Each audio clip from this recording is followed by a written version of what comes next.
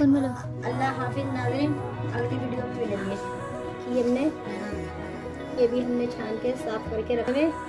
یہ تینوں چیزیں شاشے نمک 1.5 گرام ہاتھ سے اچھی طریقے سے ہاتھ سے ابھی ہم یہ تھوڑا تھوڑا کر کے ڈالیں گے.